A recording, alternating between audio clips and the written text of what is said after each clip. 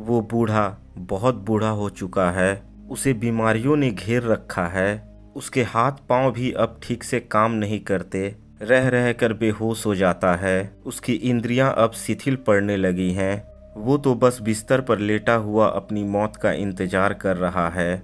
वह नहीं जानता कि उसकी मौत किस क्षण हो जाए। बस रह रह कर चिहुक पड़ता है। जिन हाथों ने जीवन भर तलवार उठाए, आज उन्हीं हाथों में इतनी ताकत नहीं कि वह अपने खुद के आंसू पोंछ पाए। लोग कहते हैं कि स्वर्ग या नर्क बोलकर कोई जगह है जहां मोक्ष या सजा मिलती है, लेकिन सच्चाई तो यह है कि इंसान के कर्मों का फल इंसान को यहीं भुगतना पड़ता है। जिस मृत्यु शैया पर आज औरंगजेब सोया है, वो कोई सुकून के फूलों से सजा सेज नहीं, बल्कि ताउम्र उसने जो पाप किए, उन पापों के कांटों वाला बिस्तर है। चारों तरफ अंधेरा पसरा हुआ है। तंबू के बाहर सैनिकों को अंधेरे की आवाज साफ सुनाई दे रही है। साथ ही बीच बीच में अपने बादशाह के कहरने की आवाज सबके कानों को चुभा रही है। कोई नहीं जानता कि आने वाला समय किस कहर को अपने साथ लाए। लोग कहते हैं कि इंसान में इतनी ताकत नहीं है कि वो भविष्य देख सके, लेकिन कोई यह नहीं बताता कि इंसान में इतनी शक्ति है कि वो अपना अतीत कभी भूल नहीं सकता।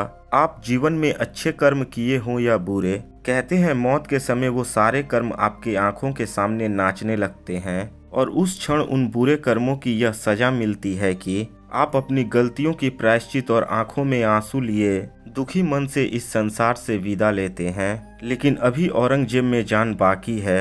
लगता है उसे और तड़पना होगा। अभी उसकी सजा पूरी नहीं हुई है।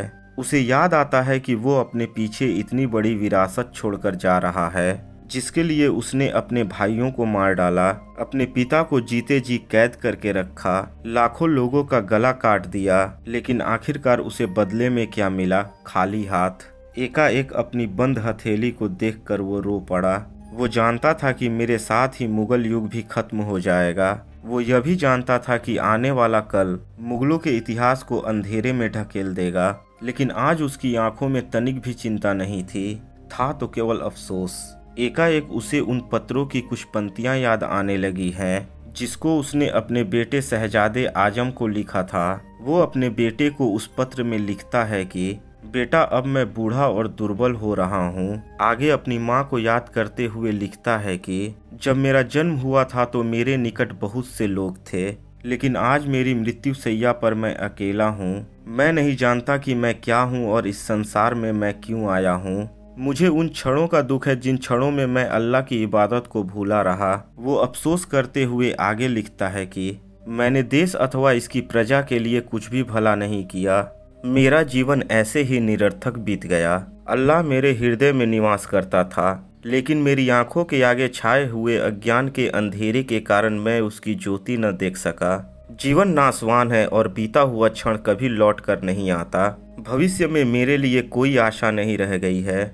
मुझमें अब मांस और सूखी चमड़ी के अतिरिक्त कुछ नहीं रह गया है। मेरे हृदय में अब तनिक भी शांति नहीं है। सेना अब निराश हो गई है। उन्हें नहीं पता कि उनका सम्राट है भी या नहीं। इस संसार में मैं कुछ भी साथ लेकर नहीं आया था, किंतु अब मैं पापों का भारी बोझ अपने साथ लेकर जा रहा हूँ। मैं नहीं जानता कि अल्लाह मेरे लिए क्या दंड सोच रखा है, यद्यपि मुझे अल्लाह की दयालुता पर पूर्ण विश्वास है। खैर, जो हो वो हो। मैंने अपनी नाव पानी में छोड़ दिया है। इन पंक्तियों को बार बार सोचकर औरंगजेब रोए जा रहा है, लेकिन उसके बहते हुए आंसू को पोंछने वाला कोई नहीं है। उसकी आंखों के सामने मौत नाच रही है और वो केवल रोने के सिवा कुछ नहीं कर सकता। वो तड़प रहा है। वो अब मरना चाहता है, शांति पाना चाहता है, लेकिन उसके पापों का बोझ इतना ज़्यादा है कि अभी मौत भी उसे छूना नहीं चाहती। उसे अपने वसीयतनामा की कुछ पंक्तियां याद आ रही है, जिसमें उसने लिखा था कि बुराइयों में डूबा हुआ मैं गुनहगार वली हजरत हसन की दरगाह पर एक चादर चढ़ाना चाहता हूँ, क्योंकि जो व्यक्ति पाप की नदी में डूब गया है, उसे रहम और क्षमा के भंडार के पास जाकर भीख मांगने के सिवा और क्या सहारा है। इस पाक काम के लिए मैंने अपनी कमाई का रुपया अपने बेटे मोहम्मद आजम के पास रख दिया है। उससे लेकर ये चादर चढ़ा दी जाए। टोपियों की सिलाई करके मैंने 4 रुपए 2 आने जमा किए हैं। यह रकम महलदार ला इलाही बेग के पास जमा है। इस रकम से मुझ गुनहगार पापी का कफन खरीदा जाए। कुरान शरीफ की नकल करके मैंने 305 रुपये इकट्ठा किए हैं। मेरे मरने के बाद यह रकम फ़कीरों में बांट दिया जाए। यह एक पवित्र पैसा है, इसलिए इसे मेरे कफन या किसी दूसरी चीज़ में खर्च न किया जाए। नेक राह को छोड़कर गुमराह हो जाने वाले लोगों को आगाह करने के लिए मुझे खुली जगह पर दफनाना और मेरा सर खुला रहने देना, क्योंकि उस महान शहंशाह परवरदिगार के दरबार में जब कोई पापी नंगे सिर जाता है तो उसे जरूर दया आ जाती होगी।